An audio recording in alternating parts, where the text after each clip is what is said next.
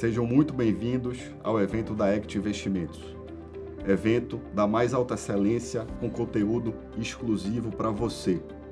Hoje estamos com nada mais, nada menos do que Guilherme Bentimol, fundador e presidente do conselho da XP Investimentos. A XP Investimentos é uma empresa que possui mais de R$1 trilhão de ativos e mais de 4,5 milhões de clientes. Guilherme começou do zero e transformou para melhor toda uma indústria no país, com impacto positivo enorme na vida dos brasileiros e de toda a sociedade. Sejam muito bem-vindos. Guilherme, super obrigado por estar aqui conosco hoje, de verdade, prazer enorme. Prazer é todo meu, Diogo. A gente já está junto há 11 anos, né? A impressão que eu tive é que foi ontem e finalmente a aposta que a gente fez, né, vai ser paga, né? Boa. Vocês dobraram no passado, então nossa entrevista aqui está de pé. Tomara que seja legal. Boa. Tomara que todo mundo goste. Vai ser um papo incrível. Que bom. Guilherme, para a gente começar, a gente estava falando no início da semana um pouco sobre esse tema. A gente na Ect gosta muito, acredita muito no poder da educação, de levar conhecimento aos clientes, de fazer eventos, o poder, o impacto positivo que isso tem na vida das pessoas, das famílias, do cliente, a energia boa que isso gera. Então a gente tem feito eventos incríveis de diversos temas, planejamento patrimonial, investimentos, herança, legado. E eu sei que é um tema que você gosta muito, porque a gente aprendeu de você, isso veio de você. Então, se você puder contar um pouco para a gente como você passou a focar em educação financeira. Bom, ter uma educação financeira, você falou muito bem, né? Quando você tem essa cabeça de ajudar os outros, né, as pessoas te ajudam de volta, né? Então, a história da XP começou com educação financeira, quando eu, em Porto Alegre, lá em 2001, estava quase quebrado e comecei a perceber que era muito mais fácil convencer alguém a vir aprender com a gente e investir na consequência de ensinar, né?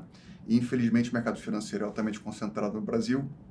Quem deveria estar ensinando são os grandes bancos, mas tem um conflito estrutural de interesse que os bancos ganham dinheiro com a desinformação financeira das pessoas, né? Então, quando surgem empresas como as nossas, que começam a fazer o bem, que começam a ensinar as pessoas, isso começa a despertar nas pessoas naturalmente um desejo de estar cada vez mais próximo desses grupos, né? E além disso tudo, isso cria uma conexão natural, né? Você está me ajudando, então eu vou te ajudar também, e nada melhor do que ter clientes instruídos que sabem o que estão fazendo, né? Então, perfeito. Lá atrás com a gente começou muito mais como uma forma inteligente de criar uma área comercial diferenciada. Lá atrás eram pequenos cursinhos e palestras, etc. Hoje a gente educa através de formas muito mais intensas e escaláveis, né? A gente tem a nossa Expert, a gente tem o nosso Infomoney, que se transformou no maior canal de investimentos do país. São mais de 20 milhões de acessos únicos ao mês. Nossa Expert, a gente fala com mais de 80 mil pessoas. Então, no final, assim, é aquela metáfora do carro enguiçado na estrada, né? Se você enguiçar um carro na estrada e começar a pedir ajuda, sentado no capô, ninguém vai te ajudar. Mas se você começar a empurrar o carro na estrada, as pessoas vão empurrar junto com você. Então, se você está ajudando, né, se você está correndo atrás, né, se você está fazendo bem, as pessoas vão te acompanhar e vão ser parte desse processo. Num país onde só 2% das pessoas dominam juros compostos, é fundamental que a gente tenha educação como uma parte importante dos nossos negócios. Né? É isso que vai libertando as pessoas e vai fazendo a gente criar mercado de uma forma saudável e consistente. Verdade, perfeito. Guilherme, você fala muito da combinação de duas qualidades, que é a humildade junto com muita vontade, com muita fome. De onde veio essa combinação e a importância disso na sua trajetória? Assim, no final, acho que são as duas coisas que eu acho que formam talvez as empresas que dão mais certo, né? Os empreendedores talvez que dão mais certo. Como um todo, né? Se você tem ambição, né? Uma fome de vencer, a vontade de dar certo, isso te leva na direção do avanço, né? Você está sempre avançando, mas o avanço nunca é uma linha reta, né? É um zigue-zague. Então, altos e baixos, cai, se você tem humildade, justamente você vai fazendo com que essa trajetória vai surfando o zigue-zague da vida, né? Todo mundo quer ter sucesso rápido e quer acreditar que é uma linha reta, né? na prática não é assim, né? A gente sabe disso, né? Como empreendedor, você avança e depois você tem que corrigir a rota, aquilo que deu certo passa a não dar mais tão certo, e se você não tem humildade, você não vai corrigir na rota, né? Se você é mais arrogante, você não está escutando as pessoas que estão no seu entorno, você vai uma hora na direção do precipício, né? Mas se você é humilde, se você está escutando os seus sócios, né? Se você está escutando os seus clientes, se você está vendo as coisas boas que a concorrência muitas vezes faz, você vai corrigindo a rota e você vai acertando o caminho, né? Então, a combinação de ter fome de vencedor, garra de vencedor, te puxa na direção certa, mas você tem que ser humilde, você tem que ser bastante humilde, porque, de novo, é um zigue-zague, né? E com isso você vai encontrando a menor distância entre os dois pontos, que não necessariamente é uma reta, né? Então, é assim que funciona mesmo, né? A gente aqui dentro, né, sempre teve o lema de por mais que a gente tenha ficado maior, né, a empresa hoje são quase 8 mil funcionários, né? E quem olha de fora tem a sensação que a XP é uma empresa grande, né? Internamente a gente faz a leitura o contrário, a gente tem que se achar sempre pequeno, né? E tem uma coisa que a gente não abre mão: tudo que a gente começa pequeno. Então é melhor você errar pequeno. É mais fácil você corrigir a rota de uma lanchinha do que você começar um projeto sendo um transatlântico, né? A curva de um transatlântico é muito mais lenta e demorada. Então, a gente começa menor, vai ajustando a rota, e quando a gente acerta a rota, a gente começa a intensificar o risco, né? Começa a transformar aquela lanchinha num barco maior. E, então, isso é humildade, né? Você pode ser uma empresa grande que começa grande. Eu acho que isso é mais arrogância. Então, eu acho que essas duas coisas são bastante importantes. Perfeito, muito bom, William. Tem um autor, Jim Collins, que a gente gosta muito, que escreveu um livro, Vencedoras por Opção. Sim, conheço bem o autor também. Que ele fala muito de dar tiro de revólver antes de dar tiro de bazuca, de canhão. Começar pequeno. Né? Começar pequeno. É esse conceito. Começar pequeno, muitas vezes, passa uma sensação de fraqueza, mas não é, de fortaleza, né? Então, no papel tudo funciona, né? Mas quando você coloca em prática, não necessariamente a teoria funciona, né? Então, você tem que ter um plano, sim, muito bem montado, que garanta que aquela direção que você está começando faça sentido, é consistente, mas a prática é diferente. Então, começa pequeno, porque é provável que você vai mudar de opinião algumas vezes, e aí só vai se transformando na metralhadora depois que aquela sua tese se mostrou uma tese que de fato funciona, né? Assim, quanto mais sucesso você tem, mais humilde você tem que ser. Isso é outro aprendizado que a gente teve aqui na empresa. E normalmente é o contrário, né? Porque você vai tendo sucesso, tem alguns empresários que vão tendo sucesso e vão ficando mais encastelados. Você tem uma empresa que já dá certo há 10, 20, 30 anos, né? Então, eu não preciso mais escutar os meus sócios ou escutar o mercado e etc. E você vai ficando cada vez mais arrogante. E justamente isso é o começo do fim. Então, quanto mais sucesso você tem, mais importante que a sua empresa seja ainda mais horizontal, mais importante que você crie uma estrutura cada vez mais enxuta, de forma que você consiga ter os pés no chão e consiga fazer leitura do que realmente está acontecendo. Né? Se você virar uma empresa grande não tem dono, né? Empresa pequena, você consegue, né, saber o que está acontecendo, você consegue ter feedback, você consegue ser acessível. Então, é muito importante que quanto mais sucesso você tenha, mais acessível você seja, de forma que você nunca comece a chegar no começo do fim, né? Você chegou né, começou a achar que você é grande, eu acho que é o começo do fim. Empresa grande não tem dono, né? As coisas se perdem dentro do contexto interno da companhia. Verdade. No sábado eu estava conversando sobre esportes. E a gente na ACT, nas horas vagas, gostamos muito, né, do tema de praticar esportes, e os valores do esporte têm muito a ver com o dia a dia da empresa: foco, disciplina, determinação, planejamento, humildade, buscar novas vitórias, novos objetivos. E você pensou em ser tenista profissional quando era jovem, já fez ultramaratonas, né, 80, 100, 120 quilômetros. Verdade. Qual a importância do esporte no Guilherme Benchimol de hoje? E aqui, remendando uma segunda... É fato que você acredita no Brasil. Isso é perceptível. Você acredita no Brasil e você acredita no esporte brasileiro. E é bacana que você acredita, mas não de braços cruzados. Vamos dizer assim, você arregaça a manga. Então hoje você patrocina, por exemplo, o Comitê Olímpico Brasileiro. Patrocina alguns atletas como o João Fonseca, entre outros. Conta pra gente de onde partiu essa iniciativa. Eu imagino que tenha sido de você. Acho que você falou o começo aqui, né? Eu sou um atleta frustrado, né? Digamos assim, né? Eu queria ser tenista com os meus 15 anos de idade.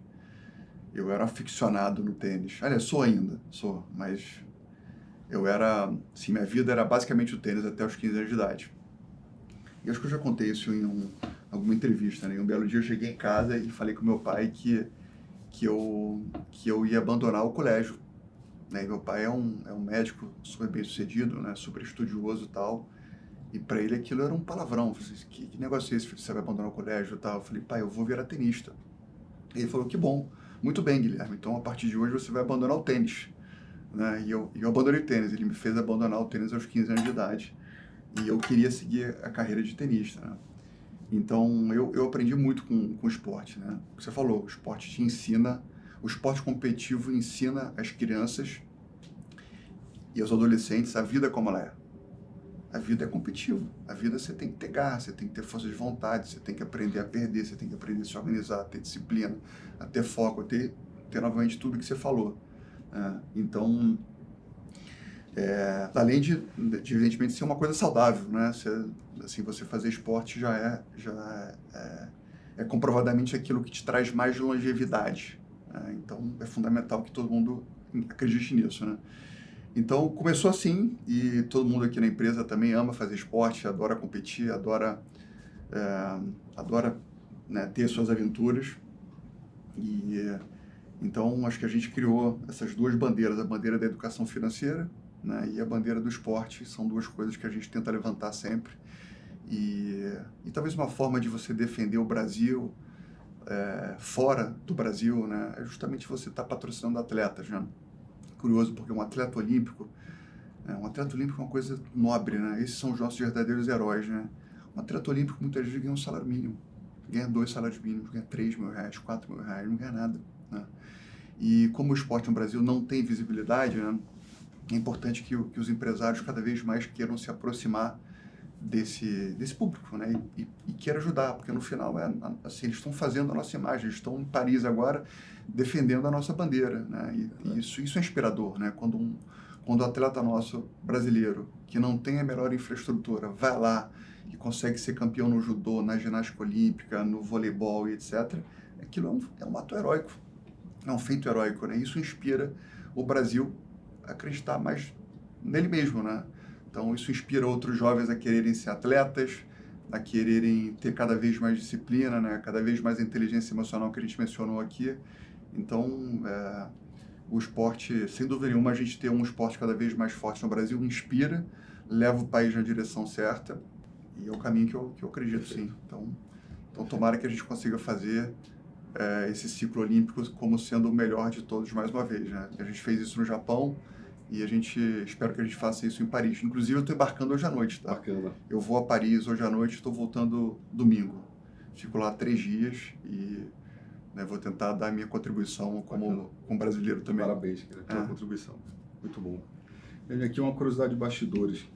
Nesses patrocínios, você conversa com os atletas, passa algum aconselhamento? Eu sou um patrocinador que não é só a grana, não. Eu estou ali colado neles, ajudando, querendo entender mais sobre a rotina deles e falando da importância deles, falando a gente hoje deve estar patrocinando uns 20, 25 atletas, mais ou menos, que vai do remo ao tênis, né?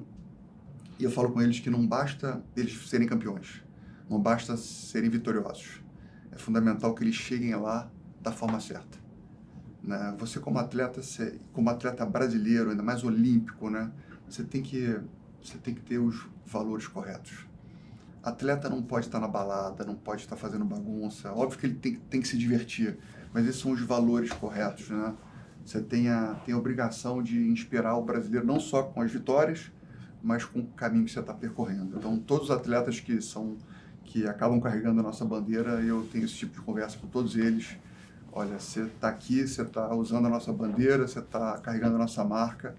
Então, não é apenas sobre vitórias, é sobre a forma como você chega lá e os valores que você vai transmitir a todos os brasileiros que estão acompanhando os seus feitos esportivos, né? Então, é como o Senna, né? Não era só as vitórias que ele fazia, era a forma como ele inspirava a todos nós, né? Então, eu acho que isso, de novo, isso ajuda o Brasil a ser melhor também. Total. Muito bom. Muito bom. A gente tem o João Fonseca, né? Que é uma grande aposta que a gente está fazendo, né? Um garoto extraordinário, inclusive. Estou super entusiasmado assim, eu já tive com os pais dele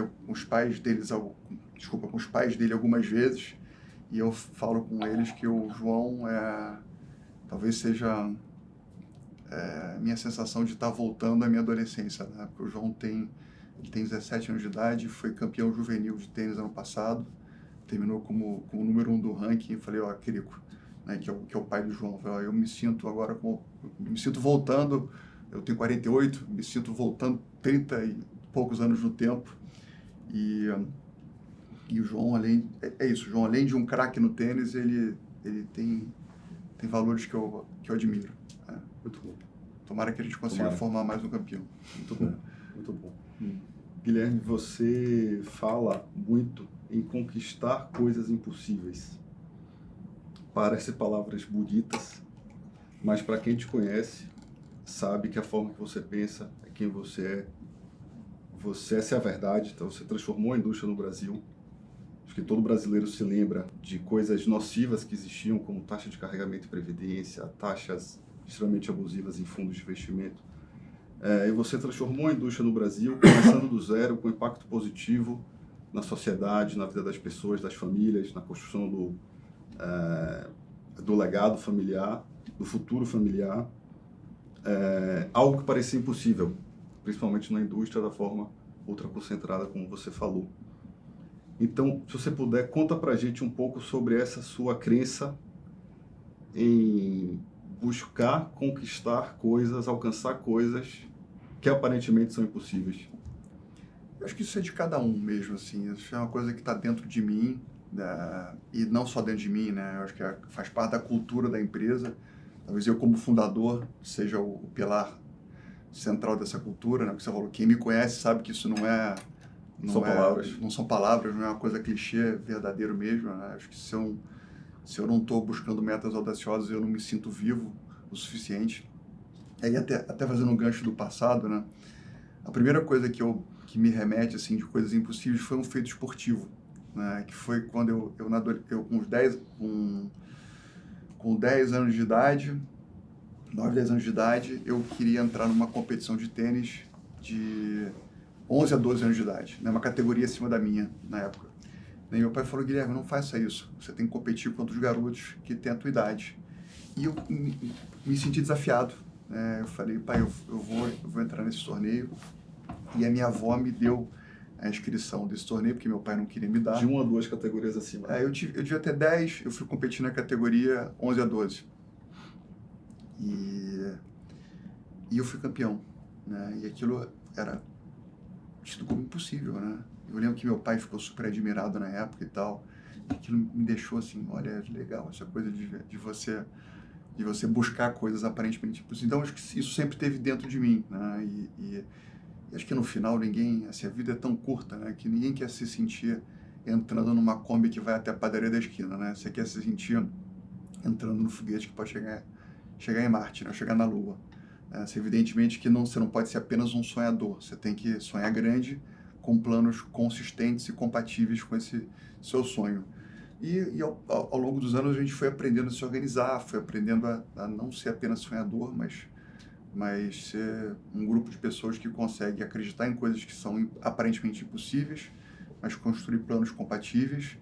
Isso não é tão difícil, o difícil é você executar no dia a dia e você ter muita disciplina, muita organização, de forma que você vá juntando grãozinhos de areia, né? né, grãozinho de areia às vezes é cansativo, né? Porque você faz hoje, você faz amanhã e ninguém vê a diferença, né? Você só vê a diferença dos grãozinhos de areia depois de alguns anos de fazer a mesma coisa e muitas vezes vê que algumas coisas dão erradas, né? Então, e aí a gente foi montando esse grupo de pessoas que acreditam e isso foi se transformando num valor cultural importante, né? Nós temos 4 valores aqui na empresa importantes, né? Sonho grande, mente aberta, espírito empreendedor e foco no cliente, né? Talvez essa seja a melhor definição do Guilherme e talvez o Guilherme foi se juntando com outros sócios e sócias que também tinham a mesma crença, né? Isso vai criando um grupo de pessoas que pensa parecido. Do ponto de vista comportamental, a gente briga muito entre a gente aqui dentro, no bom sentido, mas os valores que nos unem são os mesmos, né? Né? Todo mundo acreditando que realmente pode cada vez mais transformar o mercado financeiro brasileiro, mudar algumas crenças do passado.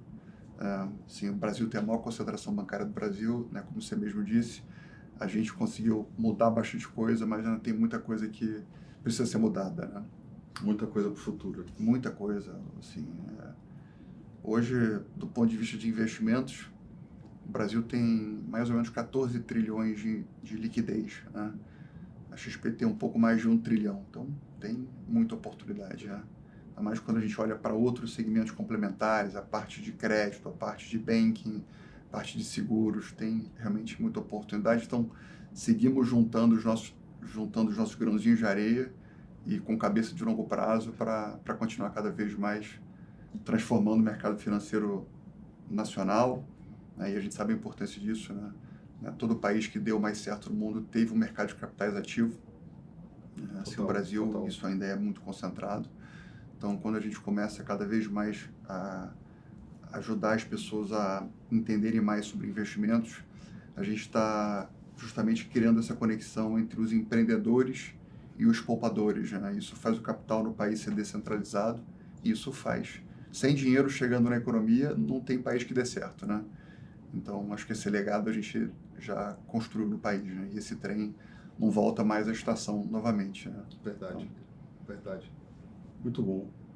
Guilherme, hoje você é presidente do conselho da XP, foi CEO por 20 anos e muita gente tem essa curiosidade. Qual é o papel do Guilherme hoje no dia a dia? Por que isso? Tem uma palavra que você usou, muita gente enxerga um conselheiro como uma pessoa mais encastelada, mais distante, aquelas reuniões a cada 2 meses, uma figura mais isolada. Então, se você puder falar um pouco do papel do Guilherme hoje no dia a dia na XP. Eu acho que a minha transição não foi uma transição difícil, né? Muita gente acha que você deixou de ser o CEO, você não está mais à frente da empresa. Não, eu sigo à frente da empresa, junto com os meus sócios. E acho que a coisa mais difícil quando você tem uma empresa é justamente você se transformar de tempos em tempos, né? Muitas vezes a habilidade que trouxe a empresa até certo estágio, não necessariamente a habilidade que vai levar a empresa para o estágio seguinte, ou não necessariamente é o mesmo time que trouxe a empresa até certo estágio que vai levar a empresa ao estágio seguinte. E acho que depois de 20 anos como CEO da empresa, eu entendi que tinham pessoas melhores do que eu que pudessem conduzir o dia a dia, né? Então, o Thiago Mafra está como CEO da empresa há 3 anos, tem feito um trabalho incrível. E o CEO de uma empresa, ele é um desafio, né? Porque o CEO, ele tem uma vida confusa. Muitas vezes você não consegue fazer a agenda que você acredita, você tem que fazer a agenda que a empresa te impõe. Você tem vários rituais, tem que participar de vários comitês, cá entre nós, alguns são chatos, né? E depois de 20 anos você já não tem mais tanto saco, né? Você já fica um pouco sem paciência. E eu sei onde eu sou bom. Eu sou uma pessoa mais empreendedora, né? O estágio que a empresa começou a viver nesses últimos 3 anos é um estágio de uma empresa mais estruturada, uma empresa mais organizada. Não que eu não seja, mas eu sou mais empreendedor. Então o Thiago, ele veio crescendo bastante na companhia, veio tendo cada vez mais destaque. E por que não montar uma dobradinha com ele, né? Por que não ter ele como CEO e por que não ter eu, assim, ter uma agenda mais livre, focando nos temas que eu entendo que vão destravar mais valor, né? Acima de tudo, olhando mais o nosso longo prazo, né? Então, a gente, infelizmente, nesses últimos anos não tinha conseguido ter um conselho tão estruturado da forma como a gente gostaria. Então, ter um conselho bem feito faz realmente muita diferença. Eu tô no dia a dia, como sempre estive. Todo dia. Todo dia, de 8 às 8. Amo aquilo que eu faço. Assim, não me vejo saindo daqui nos próximos muitos anos. Tem um time de pessoas que eu admiro ao meu entorno. Amo a XP. Então, mais de novo, é importante você aprender a se transformar. Você tem que largar o osso às vezes, né? Você tem que deixar com que a empresa se transforme realmente num ser vivo. E eu que fiz tantas mudanças ao longo de 20 anos da empresa, né, em 2021, chegou o momento de eu fazer a mudança comigo mesmo. E assim, não me arrependo, a empresa está melhor assim do que estava antes. Então, estou confiante. A gente tem uma crença de que, falando em tantos anos, 23, 24 anos de empresa, e tantas transformações, então você passou por diversos cenários, inclusive de crises internacionais, cenário macro. Agora a gente tem uma crença interna de que a saúde do negócio, da empresa e o crescimento depende muito mais de fatores internos, principalmente estar próximo dos clientes, lado a lado, prestando serviço de excelência, pensando no longo prazo, do que necessariamente do cenário macro. Claro que ajuda em alguma medida, mas os fatores internos e principalmente estar muito próximo do cliente é o grande fator que determina a saúde e o crescimento do negócio. Você passou por diversos cenários, né? Você acredita nisso também? O cenário macro ajuda, sem dúvida nenhuma, né? Mas se o cenário macro fosse importante, eu nem teria começado a empresa, né? Eu comecei a empresa em maio de 2001. O Brasil de maio de 2001 era bem pior do que o Brasil de hoje em dia. Então, o Brasil está melhorando, as coisas estão avançando. Infelizmente, não é uma linha reta, né? Como a gente comentou anteriormente. Mas o Brasil é um país enorme, um país que são quase 210 milhões de habitantes, um país que tem milhares de oportunidades. Acho que a grande oportunidade do Brasil é mais micro do que macro, mas o macro é importante, né? É importante que o Brasil tenha um governo que administre bem as contas públicas, que tenha inflação sob controle, que consiga gerar renda, que consiga ter cada vez mais empreendedores, que consiga ajudar quem precisa. Então, essas questões macro são fundamentais. Mas empresas que são inovadoras, né? No caso, as nossas empresas, né? Que não têm market share importante, o micro acaba sendo mais importante, porque no final a gente está transformando o mercado, a gente está basicamente convencendo investidores que já investem, né? No seu maior caso, investem de forma inadequada a terem experiências melhores com a gente. Então, nesse caso, o macro é menos importante. Óbvio que ele é importante, mas no caso de investimentos, né, a gente não tem que criar mercado, a gente só tem que transformar mercado, né? A gente só tem que convencer, talvez, aquele cliente que está comprando a caderneta de poupança que ele pode ter um investimento similar sem ter um aniversário mensal. Só um exemplo hipotético aqui de uma coisa que acontece do ponto de vista de investimentos. A gente tem, só na poupança, tem quase R$1 trilhão investidos, né? E muitas vezes as pessoas que compram poupança não sabem que se você não sacar o dinheiro no dia que você investiu, você não vai ter a renda daquele mês. Então, como é que eles conseguem educar essa pessoa e mostrar que ela pode comprar um título público que vai render a mesma coisa, muitas vezes um pouco mais até, e não ter essa pegadinha, né? Então, isso não depende do cenário macro, depende da capacidade nossa de conseguir executar o micro com competência. Então, eu diria que o macro ele é mais importante para os incumbentes, o micro é mais importante para as empresas que estão desafiando os incumbentes, mas é importante sim que o macro esteja na direção certa, e eu sou confiante que o Brasil vai cada vez mais convergir na direção que precisa. Indo um pouco mais talvez para o pessoal, você é uma pessoa que consegue estar presente de corpo e alma. Como é que você consegue manter esse equilíbrio? Olha, eu acho que a minha profissão, acho que se você se você vai dando certo como empreendedor, acho que já teve a seleção natural, né? No final, você tem que ser uma pessoa disciplinada. Você, como empreendedor, é um estilo de vida mesmo, né? Você não pode querer ter tudo na vida. Se você quiser ter tudo, você provavelmente não vai ter nada, né? Então, eu fiz as minhas escolhas, né? Eu amo a minha família, você falou, eu adoro fazer meus esportes, tenho meus amigos super íntimos, né? Ter uma vida, digamos que simples, né? Dentro do possível, não é uma vida complexa e amo a minha empresa, né? Fazer aquilo que eu me comprometi a fazer cada vez melhor, né? Então, dito isso, eu fiz as minhas escolhas. É dizer não também. Dizer não. Se eu sei que essas são as coisas que eu gosto, eu já defini o que eu não vou fazer. Então, eu não sou, você me chama para uma festa de noite, eu não vou, né? Eu assim, defini o que me deixa feliz, e de novo, isso não tem certo e errado, né? Tem aquilo que você quer, né? Então, diante dessas escolhas que eu fiz, eu sou muito focado nelas, né? Consegui me organizar de um jeito que eu consigo ter esse equilíbrio. Mas essa maturidade, ela vem com o tempo, né? Não é uma maturidade que eu tenho ela desde sempre, né? Eu diria que os 10 anos iniciais da empresa, a minha vida não foi equilibrada, foi desequilibrada. Então, a gente falou tanto sobre esporte, sobre equilíbrio e tal. De 2001 a 2010, a minha vida foi uma bagunça. E eu acho que faz parte desse amadurecimento, né? Então, uma coisa é eu ter a maturidade de 48 anos de idade, outra coisa é eu ter a maturidade de 30 e poucos. Aos 30 e poucos, a minha vida era 100% a XP. Né? Eu não tinha filhos ainda, era recém-casado, né? E eu caí de cabeça, né? Então, se você quer ter algum sucesso na vida, eu acredito, eu acho isso, tá? Comigo foi assim, você vai ter que aguentar um certo desequilíbrio por um certo tempo.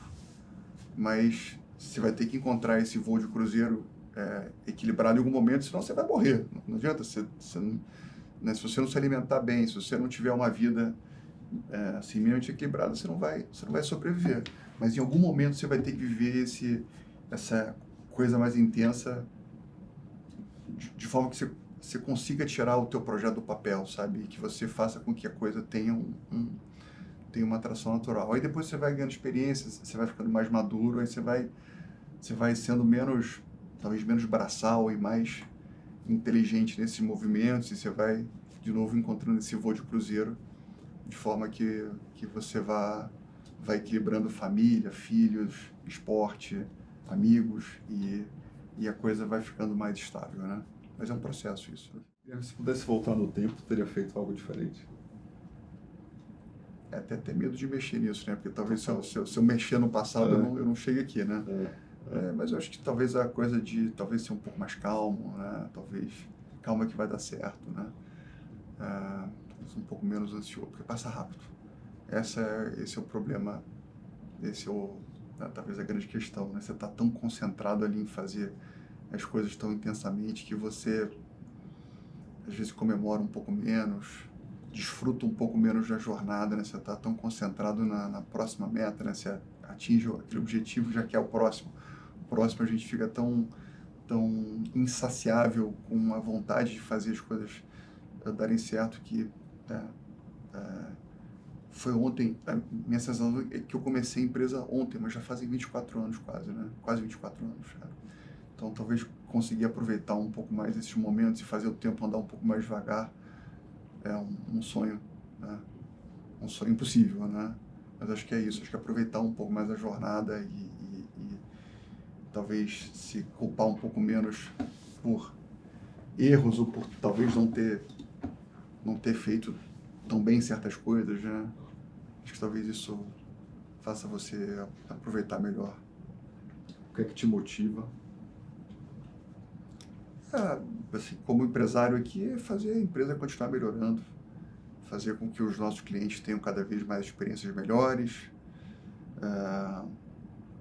fazer com que o nosso time cada vez cresça mais, que os nossos sócios tenham cada vez mais sucesso, né? Acho que ver que tudo que a gente faz fica um pouquinho melhor. Isso é isso que me motiva, né? Não é, a gente sempre tem as nossas metas malucas aqui no bom sentido, mas no final é a sensação de melhora, né? Sentir que o avião pode voar cada vez mais alto, voar cada vez mais longe. Né? Sensação que você sente de estar indo na direção certa. Né? Acho que é isso que me motiva, né? É ter a sensação daquela jornada infinita, né? Que não tem linha de chegada. Essa é a verdade. Que é infinito. Que é infinito, né? A gente sabe que no final é finito, né? Mas ter a sensação de que não vai nunca chegar no fim, né? E que essa empresa vai continuar vivendo, avançando enfim, acho que essa é a minha crença. Se você pudesse passar uma mensagem para todo o país, que chegasse a todo o país, o que é que você passaria? Acho que é uma mensagem de otimismo sempre. Se bem que todo empresário é sempre muito otimista, né? Se ele não for otimista, ele não é empresário. Acho que é a crença do exemplo, né? Da gente acreditar no Brasil, da gente dar bons exemplos, da gente fazer a coisa certa. É importante que os empresários continuem investindo no país. Eu acredito muito de que quem vai mudar o Brasil são os empresários, que afinal de contas são eles que tomam risco, são eles que trazem as ideias diferentes, são eles que geram emprego, são eles que pagam mais impostos, são eles que trazem inovação. Então, eu adoraria ver cada vez mais um Brasil liberal, um Brasil empreendedor. Isso está acontecendo, né? O Brasil de 2010 tinham 6 milhões de empreendedores, o Brasil de 2024 tem mais de 20 milhões de empreendedores. É verdade que tem muitas MEIs, mas uma MEI não deixa de ser empreendedora. Então, isso vai mudando o país, né? Isso vai fazendo a gente acreditar mais na gente mesmo, vai criando oportunidades e eu acho que é isso. Acho que se cada um fizer o seu, der o exemplo, a gente vai criando uma corrente do bem e o Brasil vai na direção cada vez mais certa. Muito bom, muito bom. Guilherme, super obrigado. Obrigado, espero que tenha sido bom o papo. Foi ótimo. Eu também sou um grande admirador da sua liderança na ACT, por tudo que você vem fazendo, então foi muito bom o nosso papo. Obrigado. Siga firme lá com a gente. Valeu. Obrigado. Um abração. Caso tenha alguma dúvida ou queiram aprofundar em algum tema sobre o qual falamos hoje, ou em relação a investimentos e mercado financeiro em geral, entre em contato com seu banqueiro na ACT Investimentos ou acesse o QR Code que está na tela e entre em contato conosco. Vai ser um prazer enorme conversarmos mais. Temos como missão ajudar nossos clientes e suas famílias a construírem um futuro mais próspero e um legado. Contem muito conosco e até a próxima.